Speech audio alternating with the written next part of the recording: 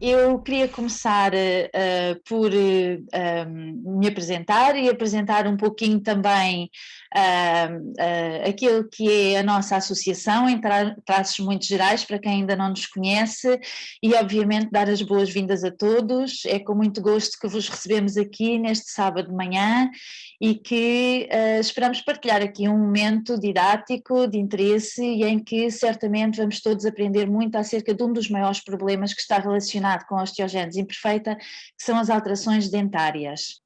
Bom, o meu nome é Maria do Céu Barreiros, eu sou sócia fundadora da Associação de Osteogénese Imperfeita e aqui como meu parceiro hoje vou ter o Tiago, que é também um dos membros mais ativos, quer na área dos nossos projetos, no desenvolvimento de projetos, quer mesmo na direção da associação.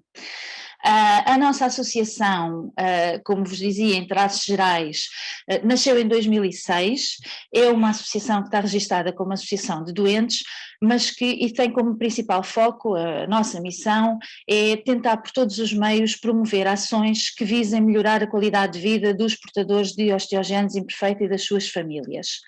No entanto, e fugindo às vezes um pouco àquilo que é o tradicional das associações de doentes, nós focamos a nossa ação em três pilares fundamentais, obviamente uns dirigidos de uma forma mais direta aos doentes, que são todos os projetos de educação para a saúde, literacia e de integração social, também sensibilização e informação da sociedade civil, porque sabemos que é uma doença que tem um forte impacto não só no doente propriamente dito, mas que frequentemente causa estigma social e, portanto, nós queremos diminuir as desigualdades e promover uma melhor integração a todos os níveis.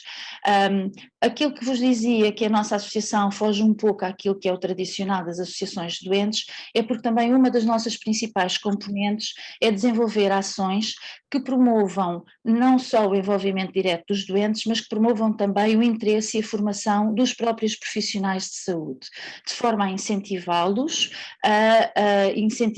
a adquirirem interesse pela doença, a saber mais acerca da doença, a contribuir para a sua formação e atualização de conhecimentos e, obviamente, com isso trazer melhoria da qualidade de vida para os doentes. É por isso que estamos de mão dada com múltiplos serviços clínicos e que tentamos por todas as formas apoiar investigação para que haja melhores resultados para todos. Portanto, hoje aqui conosco eu já vou passar daqui a pouco a apresentar os intervenientes, mas antes disso iria passar a palavra ao Tiago, que nos vai relembrar alguns aspectos práticos muito simples que nos vão ajudar aqui a tentar dinamizar a sessão da melhor forma e, portanto, são um pouquinho as nossas regras para assistir ao webinar. Tiago? Então, mais uma vez, bom dia a todos. Relembrando aqui algumas regras para este webinar funcionar bem, pedimos para vocês manterem o microfone desligado durante a apresentação para não haver interferências de som. Se quiserem fazer perguntas ou comentários à apresentação, pedimos para usarem o chat. Também vos pedimos para nos ajudarem a cumprir o tempo. No canto superior direito da janela do Zoom podem escolher o tipo de apresentação que querem, se querem para vista da galeria ou vista do orador. Podem mover ou esconder as janelas pequeninas para verem a melhor apresentação e recordar que este webinar está a ser gravado a nível de áudio, vídeo ou chat para depois ser partilhado. E pedimos então para as pessoas que não autorizaram partilha de imagem no formulário para não ligarem durante a apresentação a câmara. Agora vamos tirar uma foto de grupo, eu vou tirar aqui o compartilhamento de tela.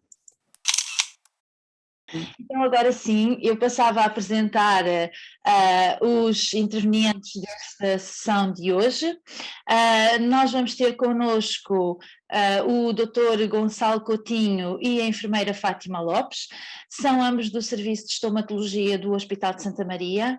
O Serviço de Estomatologia deste hospital, muito em particular na pessoa do professor Francisco Salvado, tem desde o início da nossa associação apoiado sempre todas as situações que apresentamos e tem sempre ajudado a orientar as situações clínicas dos doentes e, portanto, queríamos agradecer muito ao professor o facto de ter, ao longo de todos estes anos, sempre apoiado a nossa associação e os nossos doentes, e muito em particular hoje, então, ao Dr. Gonçalo Coutinho e à enfermeira Fátima Lopes, o facto de terem prescindido das vossas manhãs de sábado e de estarem aqui hoje. Não queria deixar também de dar uma palavra muito especial ao Dr. Francisco Coutinho, que apesar de não ir falar, está também aqui presente e foi incansável ao longo destas últimas semanas em ajudar-nos a organizar o webinar e por isso um bem-aja a todos e boa sessão e bom trabalho. Bom dia a todos. Esta apresentação está organizada em 3 partes. Vamos primeiro falar, então, uma breve revisão das principais alterações dentárias que vamos encontrar nos doentes com esclerose imperfeita. Depois vamos falar um bocadinho do diagnóstico e tratamento em clínica destes doentes e no final a enfermeira Fátima fará uma breve revisão de recomendações relacionadas com a higiene oral que os doentes devem adotar em casa, então, para manterem a saúde oral. Em relação às principais alterações dentárias, as principais são estas e vamos falar, em primeiro lugar, da dentinogênese imperfeita. Esta é a principal alteração dentária dos doentes com esclerose imperfeita e, como vemos, ela vai estar mais presente nos doentes com a doença mais severa, principalmente do tipo 3 e os casos mais severos do tipo 4, não sendo tão comum nos doentes com o tipo 1 da doença.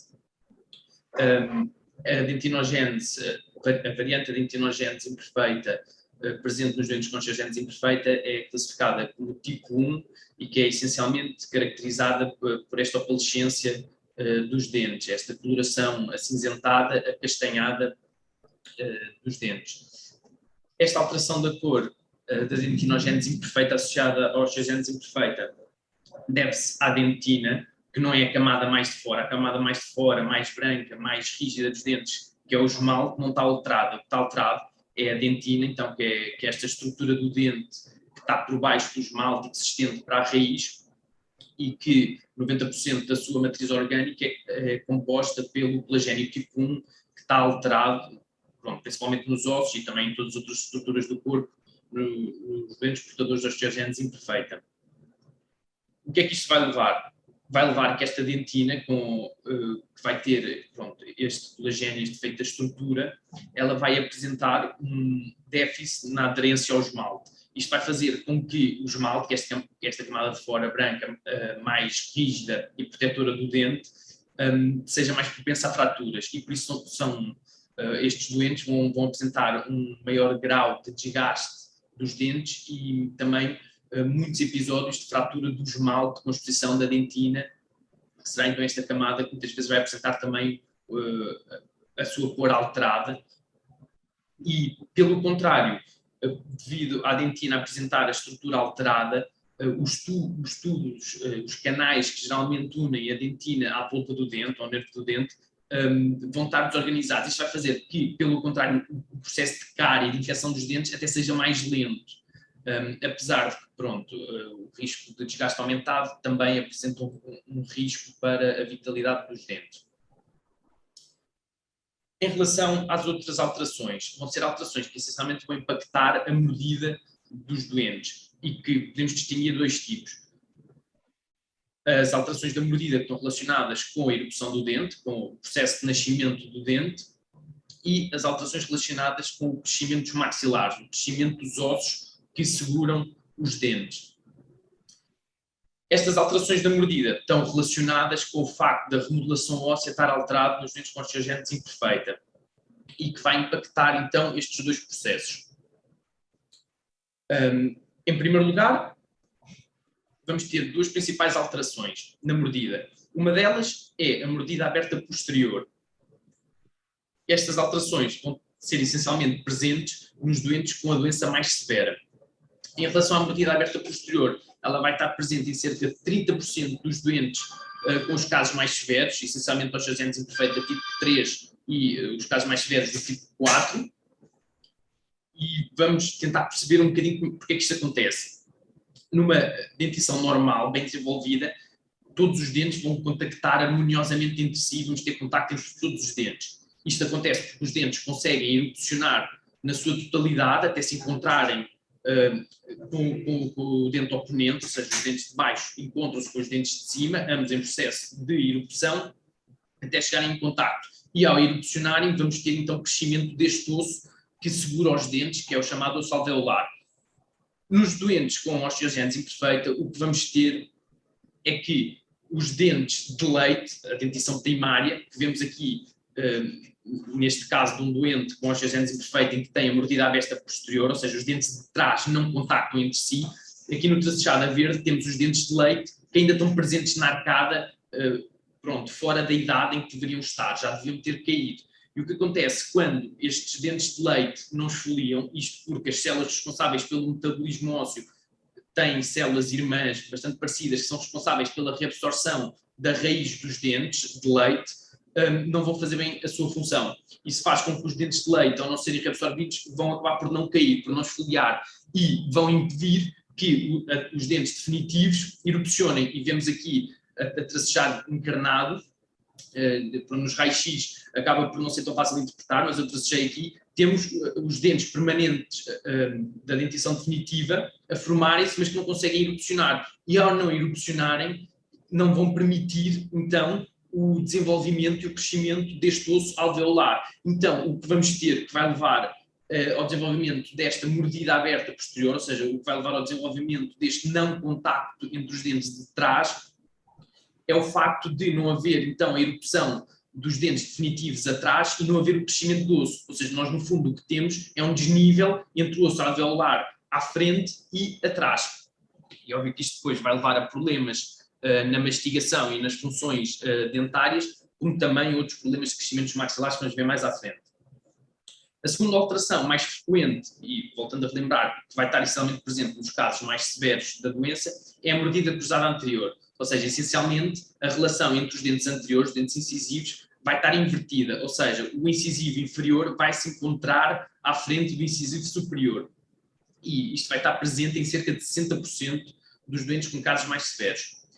Esta alteração da mordida cruzada anterior vai também estar associada a várias características ósseas faciais presentes nos indivíduos com osteogênese imperfeita, que são elas o prognatismo relativo, a restrição da dimensão vertical, a mordida aberta lateral, o crescimento mandibular anti-horário, etc.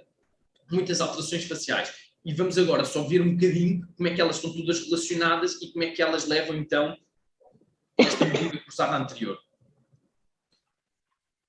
O que vamos ter é, nos doentes com osteogênese imperfeita, logo a partir dos 7 anos, vamos ter um defeito do crescimento da maxila, do osso maxilar superior.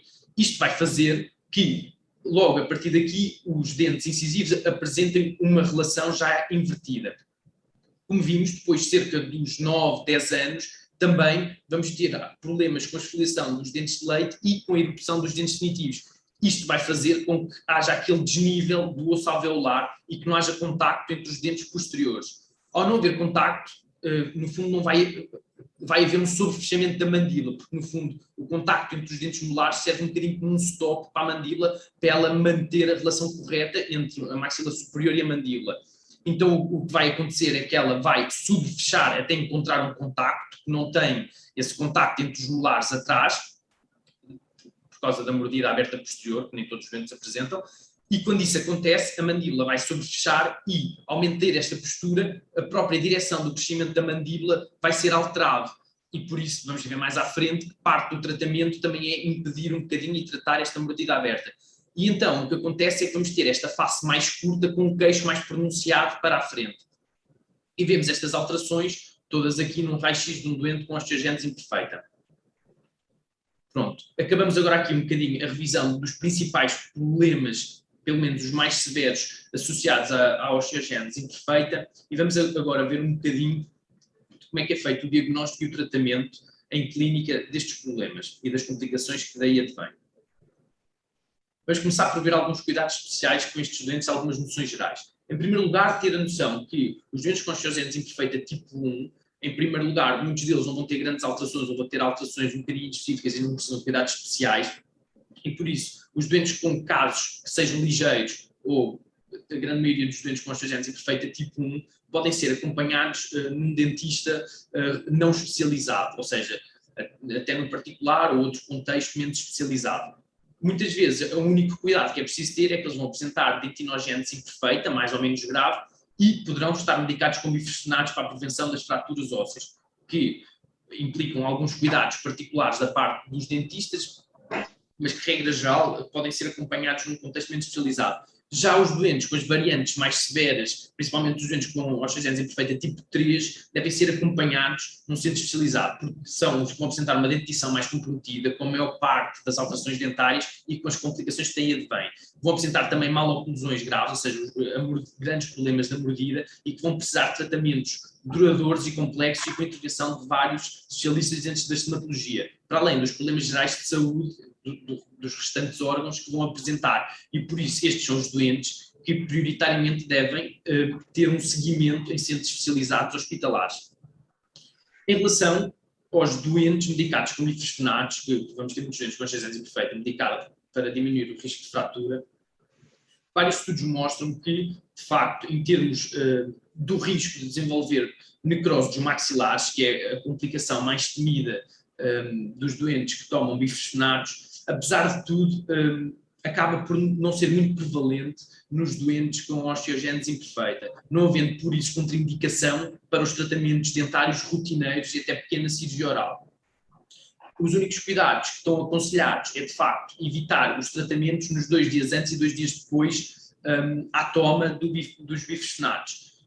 No entanto, ter a noção que doentes que tomem doses mais elevadas e que apresentem a necessidade de fazer também cirurgias mais invasivas ósseas, dos maxilares, deverão ser acompanhados em centros especializados, e essa gestão deverá ser feita por clínicos mais experientes neste tipo de medicação e neste tipo de doentes. Fazendo a salva que nunca estes doentes devem suspender esta medicação por causa de tratamentos dentários. E se houver essa necessidade, deve ser feita em contextos com clínicos especialistas nestas áreas. Isto porque o risco de suspender esta medicação nunca deverá ser feito sem autorização do clínico assistente, pode levar a um risco grave de aumento de fratura. Em relação também aos riscos de fratura no contexto de tratamentos dentários, vários estudos mostram que há poucos casos relatados de fraturas na mandíbula associados a extrações dentárias ou outros procedimentos de pequenas cirurgias orais, e como tal não deve ser uma preocupação de maior, tendo a noção que todas estas manipulações devem ser feitas de maneira suave. Também importante é a postura dos doentes na cadeira, em que se deve ter atenção, principalmente nos casos mais severos, e então estar munido de encostos e almofadas que permitam então uma postura segura e confortável para estes doentes. Em relação ao diagnóstico e prevenção das alterações dentárias mais comuns e complicações que têm advém, vamos ver agora. Em primeiro lugar, em relação à dentinogénese imperfeita. O diagnóstico pode ser feito logo a partir da erupção do primeiro dente de leite dos bebés, através da observação da alteração da cor dos dentes. Muitas vezes, em casos de dentinogénese imperfeita, que a coloração não esteja tão marcada, muitas vezes só um clínico experiente é que conseguirá fazer esse diagnóstico. E por isso está aconselhado que estes doentes devem todos ter logo uma primeira consulta entre os 6 meses e o primeiro ano de vida, para se poder começar então a planear quaisquer intervenções necessárias para diminuir o risco das complicações associadas à dentinogénese imperfeita. Muitas vezes, só pela observação, mesmo com um clínico experiente, não temos alterações evidentes, e só mais tarde, quando a criança tolerar a realização de um raio-x intraoral, é que será então possível visualizar outras alterações da dentina associadas à dentinogénese imperfeita, que não são visíveis à observação, mas apenas ao raio-x, e que então só em mais tarde é que será feito o diagnóstico. Como já tínhamos visto, a dentinogénese imperfeita está associada a uma dentina mais frágil, que leva a esta alteração da cor, e também a uma pior adesão ao esmalte, que vai levar então a estas fraturas de esmalte, e às vezes também à própria fratura de toda a estrutura dentária. Para tratar e prevenir as principais complicações associadas à dentinogénese imperfeita, que é a fratura dos dentes e o desgaste excessivo, o tratamento adequado são restaurações que cubram a totalidade da coroa, não só porque estamos a prevenir as complicações em toda a área de dentina fragilizada, como também esta é a única restauração que permite distribuir bem as cargas e impedir a fratura total da coroa do dente.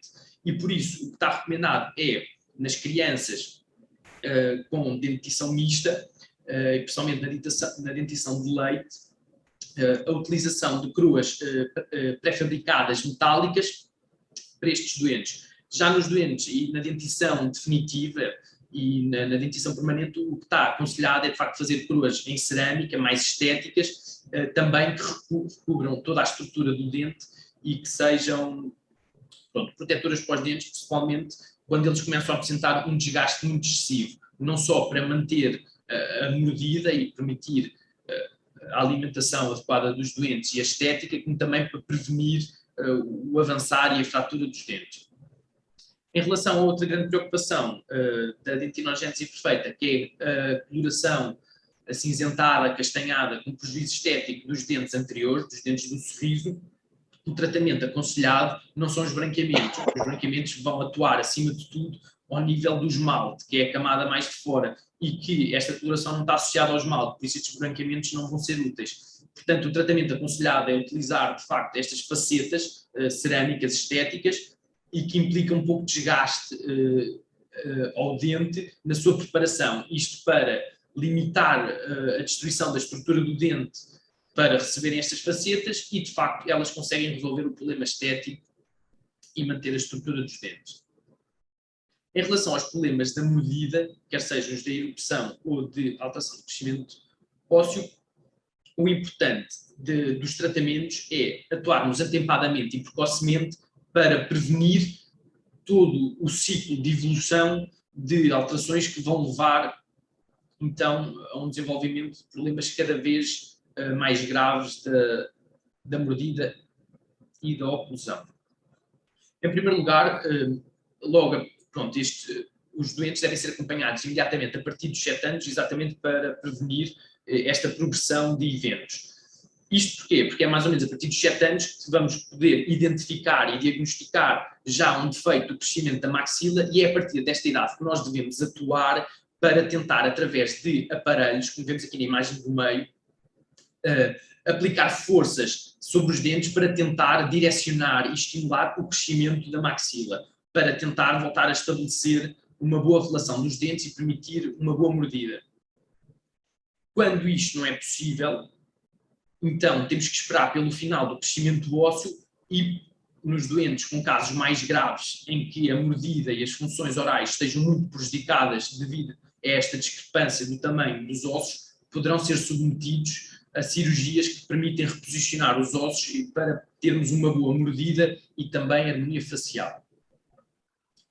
Mais tarde, na fase de erupção da dentição permanente posterior, por volta dos 9, 10 anos, é importante também uma vigilância para garantir que existe a correta esfoliação, a correta queda dos dentes de leite. Se isso não acontecer, está indicada a extração destes dentes para permitir e favorecer a erupção dos dentes definitivos e tentar que haja um crescimento correto do osso alveolar posterior para prevenirmos esta mordida aberta posterior, como já tínhamos visto. Poderão ser também utilizados certas técnicas com aparelhos ortodônticos, estes aparelhos que se põem nos dentes para alinhar e nivelar, para favorecer então a erupção dos dentes definitivos dentro do osso, cá para fora, e tentar que haja um crescimento correto.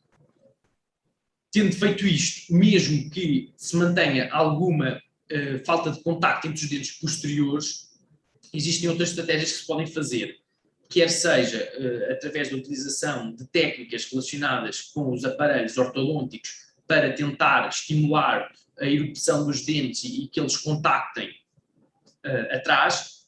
Não sendo possível isso, está indicada a utilização de coroas ou outras restaurações em cerâmica que permitam o contacto dos dentes posteriores, mesmo que eles não tenham erupcionado totalmente.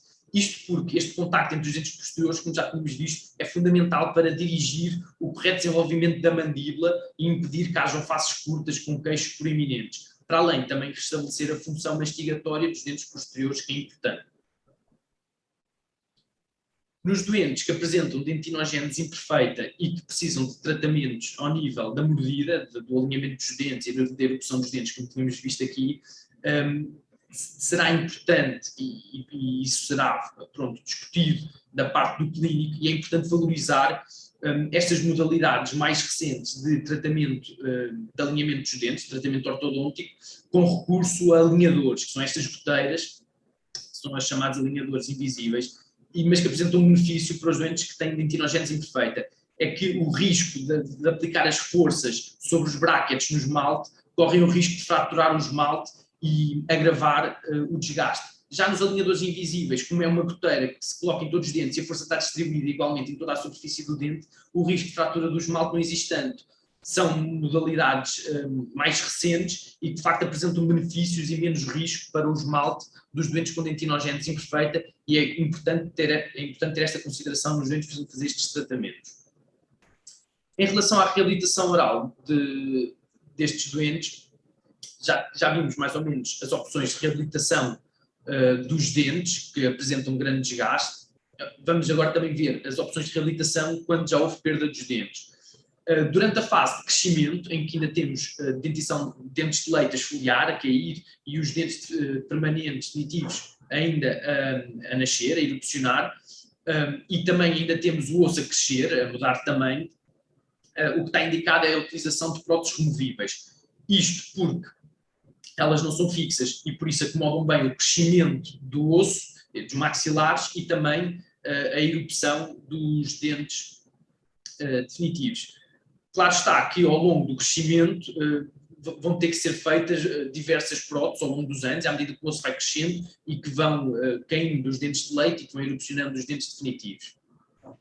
Já na fase em que temos uma dentição definitiva, estável, e que já não temos mais crescimento ósseo, então as melhores opções para reabilitação são de facto as opções fixas, quer sejam sobre dentes, como a utilização de pontes, que são ancoradas em dentes pilares, quer seja o recurso a implantes.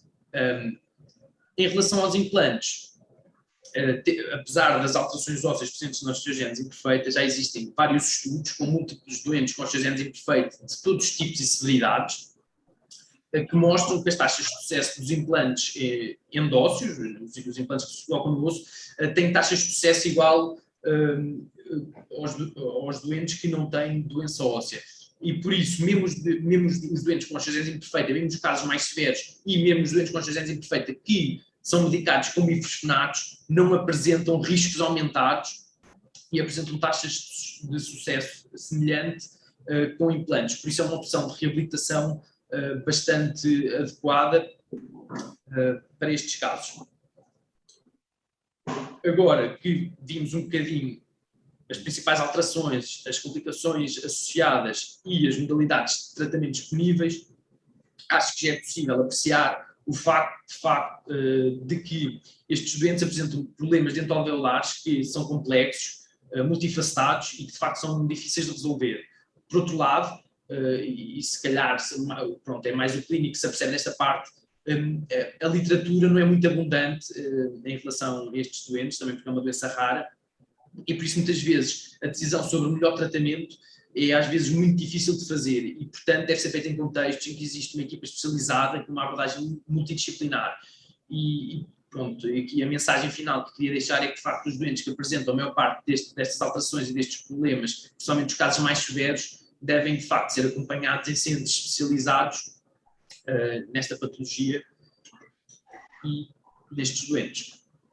Vamos agora ver algumas recomendações de higiene oral e passo a palavra à enfermeira Fátima, que irá então dar aqui algumas recomendações. Bom dia a todos os participantes deste webinar e agradeço mais uma vez o convite para apresentar este tema. Irei abordar algumas medidas preventivas para a melhoria da saúde oral e espero contribuir para a mudança de alguns hábitos e atitudes. A ida a um estomatologista ou dentista algumas vezes é atrasada face a outras necessidades. No entanto, é importante que o médico ou dentista proceda ao despiste precoce de alterações dentárias desde cedo, principalmente em indivíduos com osteogénese imperfeita. Portanto, as crianças com osteogénese imperfeita devem ser observadas logo que surgem os primeiros dentes. Ainda estou no slide anterior, Dr. Gonçalo, se achava isso. e, portanto, devem fazer uma visita regular ao estomatologista, idealmente de 3 em 3 meses, para se poder atuar de forma preventiva e para a realização de tratamentos adequados com vista à melhoria do prognóstico. Nem todos os doentes com osteogénese imperfeita têm alterações dentárias, alguns não têm a dentição afetada, enquanto outros apresentam as alterações mais frequentes que o Dr. Gonçalo já falou anteriormente, que são a dentinogénese imperfeita e as maloclusões. Nestas situações, os doentes requerem atenção especial nos cuidados orais devido a terem uma maior predisposição a problemas dentários. E normalmente os problemas, como o Dr. Gonçalo já falou, são os desgastes, as fraturas, as perdas dentárias, alterações da estrutura dentária e as cáries dentárias. Eu vou-me debruçar mais da forma como se deve prevenir uma cárie dentária. Existem vários fatores envolvidos no desenvolvimento de uma cárie dentária, são, por exemplo, a suscetibilidade do indivíduo. A suscetibilidade do indivíduo desenvolver uma cárie é variável e depende de vários fatores, desde fatores sociais, genéticos, fisiológicos e até económicos. Está envolvido também a presença de micro-organismos e alimentos cariogénicos. Os alimentos cariogénicos são os alimentos ricos em açúcar e em amido. Sabe-se que a presença dos micro-organismos e desses alimentos cardiogénicos é um meio propício para os micro-organismos retirarem a energia dos açúcares dos alimentos e fazerem o seu metabolismo. Também outro fator que pode contribuir para a cárie dentária é o tempo. Quanto maior for o tempo de contacto dos alimentos cariogénicos com os dentes, maior é o risco de formação de uma lesão inicial de cárie. A cárie dentária é causada por micro-organismos, portanto bactérias, que produzem ácidos a partir dos açúcares presentes nos alimentos. Estes ácidos provocam a desmineralização do esmalte, que recobre e protege os dentes, levando ao desenvolvimento da cárie inicial. Inicialmente atinge o esmalte, como podemos ver na imagem do lado direito, mas não sendo tratada e se não se cortar com os açúcares na alimentação, depressa evolui, atingindo a dentina e de seguida a polpa do dente. Muito se tem ouvido falar de placa bacteriana e de tártaro. A placa bacteriana é uma película incolor ou amarelo claro, também chamado por biofilme, que contém bactérias que se acumulam na superfície dos dentes e na linha gengival. Quando essa placa bacteriana não é retirada, calcifica, dando origem ao tártaro. Na imagem que podemos ver ao meio, pertence ao arquivo do nosso serviço, podemos visualizar estes aspectos. Entretanto, a placa bacteriana, e quando não é removida, poderá ser responsável pela cárie, pelo tártaro, pelo mau hálito, pela gengivite e por outras doenças orais. Mas como é que podemos controlar a placa bacteriana? Através de uma escovagem eficiente dos dentes, da utilização de uma pasta dentífrica rica em flúor, da utilização do fio ou fita dentária e de uma alimentação pobre em alimentos cariogénicos. Vamos começar por falar em relação à escovagem dos dentes. Deve-se escovar os dentes 2 a 3 vezes ao dia após as refeições, sendo uma delas obrigatoriamente antes de deitar.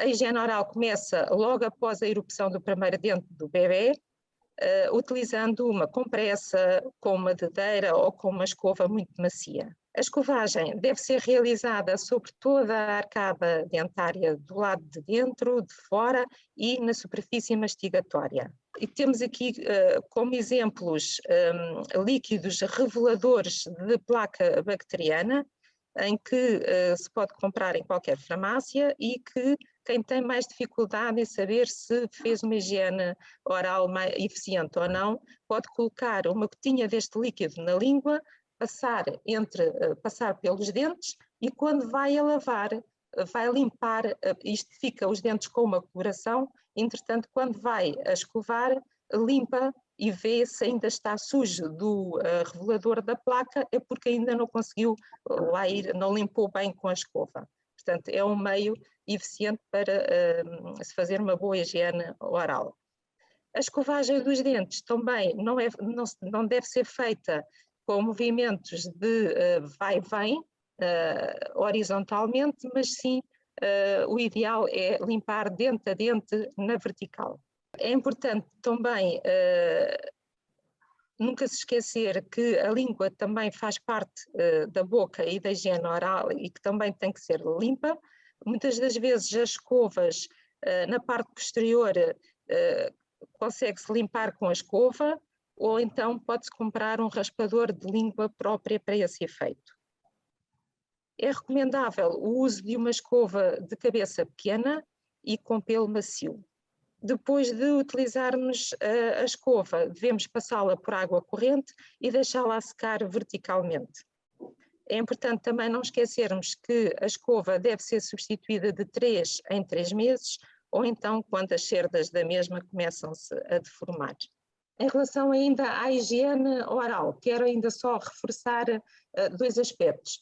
É a importância de os pais, cuidadores, estimularem as crianças a serem elas desde o início a escovarem os seus próprios dentes, embora sempre com a supervisão dos adultos. E também muitas de vezes quando a gengiva está inflamada e ao escovar ela pode sangrar, há tendência para escovar menos. Está errado, deve-se continuar a escovar porque a gengivite melhora com a higiene oral. Passando agora a falar relativamente à pasta dentífrica. Não interessa a marca da pasta, o importante é que a pasta deve ser uma pasta rica em flúor. Normalmente, nos doentes com osteogénese imperfeita, pretende-se que utilizem pastas com concentrações de flúor mais elevadas, sendo à volta de mais ou menos 1500 ppm.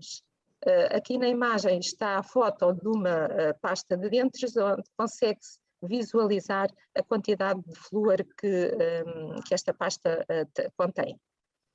Deve-se colocar pasta, não em demasiado, mas o equivalente a um grão de ervilha, e no caso de bebés ou crianças com mais dificuldade em cuspir, o equivalente a um grão de arroz cru. O flúor é muito importante e ajuda a fortalecer o esmalte dentário e a prevenir a cárie. Existem outras fontes de flúor, por exemplo, na água fluoretada, sob a forma de gel e de algumas soluções. A fita dentária e o fio também deve ser utilizada nos espaços interdentinários com movimentos de dentro para fora. Em alternativa, também podemos utilizar os escovilhões que vimos na imagem e que também permite fazer a higiene dos espaços onde é mais difícil a escova chegar, nos espaços interdentários. Em relação à alimentação, sabemos que os doentes com osteogénese imperfeita devem ter um consumo rico em cálcio, fósforo, magnésio e vitamina D. Encontram-se bastante cálcio e, nomeadamente, a vitamina D, encontram-se basicamente nos laticínios, como leite e queijo. Podemos ver aqui, o queijo é muito rico em cálcio e, basicamente, queijo e leite, tofu, como alternativa. Existem outros alimentos que também são bastante ricos em cálcio, que é o caso do espinafre, da batata doce, do feijão, mas estes têm a particularidade que, quando consumidos juntos com outras fontes de cálcio, diminuem a biodisponibilidade do cálcio no organismo e, por consequentemente, a sua absorção. Continuando com a alimentação, esta deve ser pobre em alimentos cariogénicos. Quanto mais pegajoso e aderente for o alimento açucarado, como por exemplo as gomas, o chocolate, maior potencial cariogénico existe. O tempo e a frequência com que esses alimentos cariogénicos ficam presentes nos dentes também contribui para a formação da cárie. No nosso serviço, nós costumamos dizer às crianças que podem escolher um dia durante a semana onde podem comer os doces que quiserem a seguir ao almoço. Têm é que depois lavar os dentes a seguir. Desaconselha-se os snacks não saudáveis entre as refeições e deve-se evitar bebidas açucaradas como o chá, cafeína, refrigerantes e o álcool. Em relação aos refrigerantes, os refrigerantes desmineralizam o esmalte dos dentes, contribuindo assim para a formação da cárie. São perigosíssimos para os dentes. Existem os gaseificados que sofreram um processo de carbonatação e, portanto, são bastante ácidos. Outros, por si só, já contêm ácido cítrico, que se liga ao cálcio e, portanto, corroem os dentes, para além da grande maioria deles serem ricos em açúcar e que provocam a diminuição do pH da saliva e, portanto, maior o risco de agressão do esmalte. Contudo, existem formas para minimizar o efeito negativo destes refrigerantes que de vez em quando apetece-nos consumir. Por exemplo, pode-se beber o refrigerante com a ajuda de uma palhinha, isso já minimiza o contacto entre os dentes e a bebida ácida. Quem não conseguir, for um bocadinho dependente deste tipo de bebidas, então convém bebê-lo às refeições principais, porque aí, digamos que o ataque ácido aos dentes já é menor. E no caso de quando consumir este tipo de refrigerante, deve-se bochechar a boca com água após bebê-lo, porque ajuda a neutralizar o pH e também a reduzir o nível de açúcar. Mas o ideal é diminuir este tipo de consumo diariamente. Também não é conveniente escovar os dentes logo após ingerir-se um refrigerante ou um alimento ácido, porque a ação mecânica, o ácido fica na boca e a ação mecânica da escova dentária irá corroer os dentes. Portanto, antes de fazer a higiene, deve-se esperar mais ou menos meia hora. A jeito de conclusão, quero salientar que, embora esta doença não tenha cura, existem ferramentas terapêuticas com as quais podemos melhorar a qualidade de vida dos doentes com osteogénese imperfeita, que para tal é fundamental uma abordagem multidisciplinar devido à complexidade e variedade clínica da doença, e no âmbito estomatológico a prevenção da cárie é essencial para a minimização de problemas dentários. Ora, antes de mais, obrigada a todos, à enfermeira Fátima, ao Dr. Gonçalo, pelas apresentações excelentes que fizeram. Tiago, eu se calhar agora pedia-te que descompartilhasses a tela para que seja mais simples nós visualizarmos uns aos outros e iríamos aqui abrir este espaço a perguntas e a discussão, a possibilidade de até partilharmos algumas experiências pessoais e tirar algumas dúvidas. Não sei se alguém quer, nós não temos neste momento nenhuma questão diretamente no chat e portanto será mais fácil se alguém quiser falar.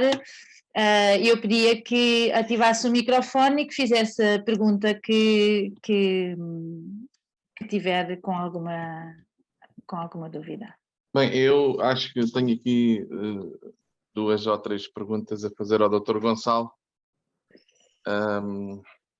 e prende-se principalmente com o tipo de restaurações a serem colocadas.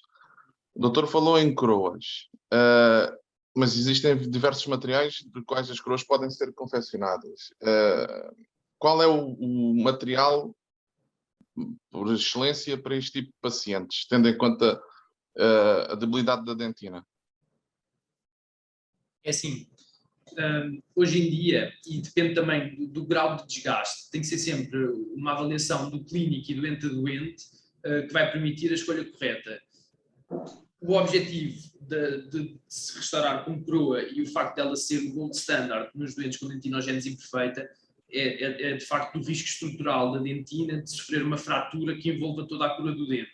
e por isso de facto é a restauração ideal e que é recomendada. No entanto, também o que a maior parte dos centros acabam por fazer, e é também o que está relatado, é que quando o grau de desgaste ainda é pequeno, e principalmente quando os dentes acabaram de erupcionar e etc., pronto, porque a verdade é que vão acumulando desgaste ao longo do seu tempo de vida, os materiais mais recentes de restauração direta, ou seja, as resinas, os compósitos, aquele material estético que os dentistas usam e que os estomatologistas usam, é uma boa opção como primeira linha para restaurar pequenos desgastes e também preventivamente, como os selantes de fissura. Óbvio que quando já estamos a falar de grandes perdas de estrutura do dente, as restaurações têm que ser sempre coroas. Existem hoje em dia outras restaurações cerâmicas, que chamamos de restaurações indiretas, que são feitas em laboratório e depois são cimentadas aos dentes. Já existem desenhos mais modernos para tentar não cobrir o dente todo, para tentar preservar a estrutura. Nos casos dos doentes com dentinogénese imperfeita, elas são contraindicadas, porque, tendo em conta a fragilidade da dentina, apenas uma coroa que cubra toda a coroa do dente, ou seja, que envolva o dente inteiramente, é que vão de facto distribuir bem as cargas e prevenir uma fratura de todo o corpo da coroa do dente. Em relação aos materiais, o mais importante de facto é ser uma coroa, ou seja, este desenho em 360 graus. Em relação da escolha do material, depende também já do grau de desgaste e do espaço disponível, porque materiais diferentes também exigem espessuras diferentes para poderem caber, digamos, em cima do dente. Óbvio que o grau de desgaste não sendo grande e permitindo, se calhar, materiais como a zircónia ou cerâmicas feldspáticas mais estéticas, etc., que não implicam tanto desgaste em perda de estrutura do dente para serem colocadas, são melhores em contrapartida às coroas mais antigas, que são metalocerâmicas, isto já são particularidades, que acabam por ser um bocadinho mais baratas, se forem feitas pronto, no privado, em que o dente a pagar e apercebe-se, pronto, quando é posta a questão de escolha, também se apercebe do preço, mas essas restaurações muitas vezes implicam desgastar mais o dente para poderem encaixar sobre o dente, e pronto, por isso acho que deve-se optar sempre, e também a sensibilidade do clínico deverá ditar isso, optar pelos materiais que impliquem o menor desgaste do dente, visto que a dentina já está fragilizada. Talvez um de silicato líquido, provavelmente, para... As feldspáticas e de silicato líquido são as mais estéticas, se bem que hoje em dia a zircónia monolítica, pronto, são materiais, o clínico oral há de também saber melhor, são boas apostas, boa resistência e também conseguem espessuras mínimas, até menores que o feldspato ou o disilicato. Óbvio que se calhar para os dentes anteriores do sorriso, se a exigência estética for maior, sim, mas pronto, qualquer uma dessas cerâmicas que não envolvam metal conseguem espessuras mais pequenas e boas resistências, por isso são recomendadas. Tenho uma outra questão que tem a ver com as facetas. Também, tendo em conta o substrato, que neste caso é desfavorável devido a uma questão mais estética, a faceta provavelmente não consegue cumprir, ou seja, é demasiado translúcida, se for uma faceta feldspática. Também temos o problema da adesão, que por vezes é feito aquele ataque ácido que pode, de certa forma, também ser prejudicial. Não sei, deixa-me dizer, eu sou técnico de prótese dentária, não sou clínico, e é por isso que eu também não sei qual será o efeito de uma adesão de uma faceta num paciente com esta patologia. Em relação às facetas, lá está, mais uma vez a resposta é a mesma, depende do grau de desgaste. Lembrar que o esmalte não está afetado na maior parte dos doentes com dentinogénese imperfeita, por isso é sempre preciso avaliar também o esmalte, e de facto não é a principal alteração, principalmente na dentinogénese imperfeita associada à osteogénese imperfeita, ele não costuma estar afetado e por isso a adesão ao esmalte vai ser boa. E pelo contrário, se ainda não temos muito desgaste dentário, de facto a adesão da faceta ao esmalte não vai estar prejudicado. E de facto é a melhor opção, isto versus uma coroa, porque minimiza o desgaste feito pelo clínico ao dente e por isso de facto são as melhores restaurações. Em relação à espessura, de facto as de menor espessura são as recomendadas exatamente para diminuir o desgaste do dente e há o problema então de facto da espessura, de ser translúcida e não corrigir o problema que é a coloração do dente.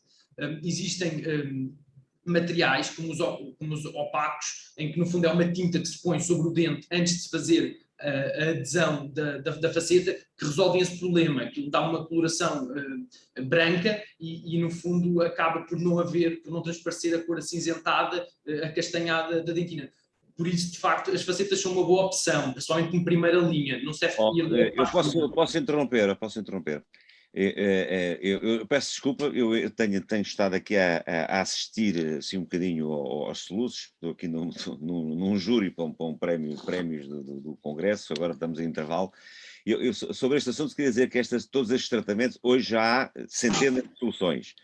E também há milhares de doentes, não é? De maneira que estas soluções são individuais. Há sempre uma solução mais ou menos boa que possa corrigir. Aqui a mensagem é dizer que estes doentes, os doentes com osteogénese imperfeita, também têm acesso a este tratamento e com alguns bons resultados, não é? E portanto, cada técnico saberá. Eu estava aqui a ver desculpa ao Maria do Céu estar a interrompê-la, estava a ver aqui uma ideia muito engraçada, que é aqui da Sónia Sabino, que é higienista oral. Sim. E que nos pedia para colaborarmos, para fazermos um panfleto para ser distribuído em todos os centros de medicina dentária e estomatologia, não é? Quer dizer, porque... Sim, peço imensa desculpa do interromper, eu acho essa ideia excelente, aliás era o desafio que íamos lançar ao Dr. Gonçalo e à enfermeira Fátima e ao Dr. Francisco também, depois deste webinar, é que nós efetivamente temos tido o cuidado de, depois destas sessões, criar um material que fique em permanência, não só os webinars ficarem online para que a informação possa ser consultada a posteriori, como fazermos folhetos personalizados acerca do tema que distribuímos não só aos doentes, mas por todos os serviços clínicos do país, dos hospitais principais do país, exatamente para que, para estes doentes pelo país fora, a informação possa ser também distribuída, individualizada e até sensibilizar os próprios profissionais de saúde. Portanto, a sugestão da doutora Sónia Sabino eu acho que é excelente e certamente vamos trabalhar nisso. Nós temos a facilidade de estar em permanente contacto com o Hospital de Santa Maria e portanto, será certamente fácil reunirmos e trabalharmos nesse sentido. Tem toda a nossa colaboração, isto é uma ação que para mim é essencial, não é? É a informação de todas as pessoas, não é? Não sei se alguém mais tem alguma questão, senão eu ia aqui também colocar uma questão. Nós sabemos que, e ainda bem que foi aqui bem frisado, tanto pelo Dr. Gonçalo como pela enfermeira Lopes, a importância destes doentes começarem a ser acompanhados do ponto de vista da estomatologia o mais cedo possível. Nós sabemos também que muitas vezes a idade da infância, portanto a idade pediátrica, é uma das fases mais difíceis das vidas destes doentes, com múltiplas fraturas, com múltiplos internamentos hospitalares e muitas vezes todas as outras especialidades vão ficando esquecidas no meio dos acontecimentos da ortopedia e dos tratamentos na área da reumatologia. Aquilo que eu gostava, no entanto, é assim, também por outro lado é um facto que cada vez mais os doentes são identificados numa fase muito precoce das suas vidas e começam logo a fazer tratamentos que visam melhorar a qualidade do osso, nomeadamente os bifosfonatos.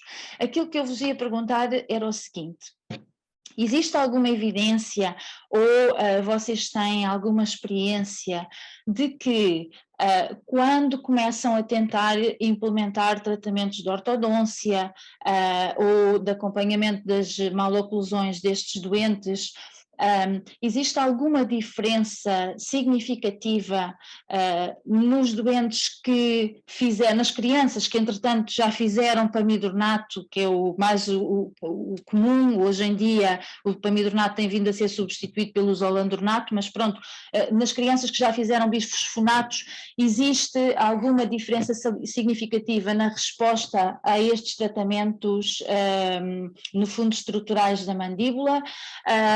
Ou não vos parece que os bifosfonatos tenham um efeito assim tão grande depois no que diz respeito aqui à correção destas malformações? Já existem.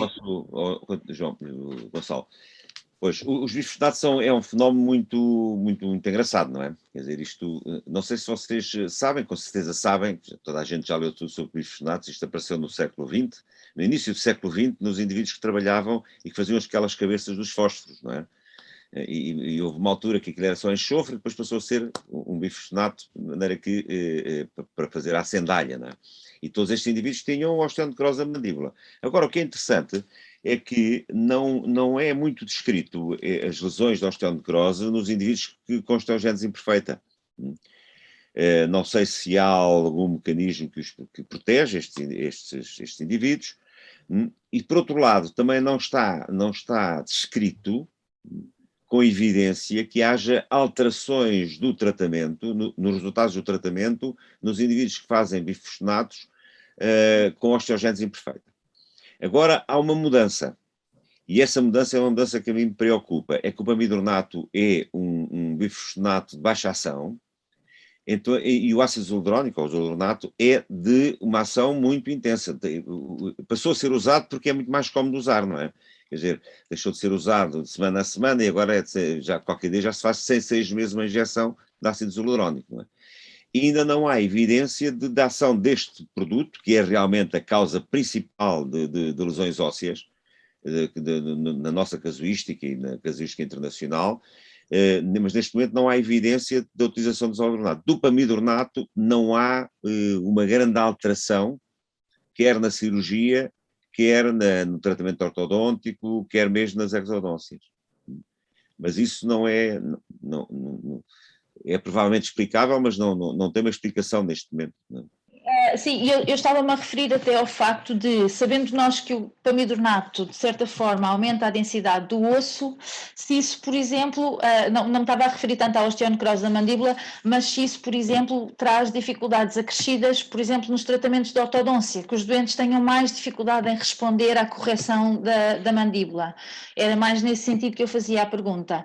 E até me atrevia a perguntar se nós sabemos que os bifosfonatos, vamos falar de uma maneira geral, melhoram de facto a qualidade do osso, se isso também tem efeito na melhoria da qualidade do dente. Ou seja, quando os doentes são, pondo a pergunta de uma forma mais simples, quando os doentes são submetidos a bifosfonatos, vocês acham que a qualidade do dente, por exemplo, melhorou? A fase de desenvolvimento dentária é muito prévia à toma dos bifosfonatos e, de qualquer das maneiras, pronto, a deposição de dentina pelos odontoblastos acaba por não ser afetada pela ação dos bifosfonatos. Por isso, em relação à qualidade da dentina, não vai haver essa alteração. Isto, logicamente, vai ser igual antes ou depois da toma dos bifosfonatos. Pelo contrário, eles aumentam a densidade óssea, não necessariamente melhoram a qualidade do osso em termos das qualidades todas de um osso normal. Em relação à questão do tratamento ortodôntico, os dentes osteogénesis imperfeitas já têm um tratamento mais dificultado, principalmente nos casos mais severos, e por isso a toma de bifosfonatos não vai, de facto, dificultar muito mais, se bem que já existem vários estudos em que descrevem que o número de dentes inclusos é maior e que, de facto, os casos mais leves podem ter uma resposta semelhante aos casos mais graves depois da toma do bifosfonato, ou seja, tratamentos mais duradouros e mais refratários.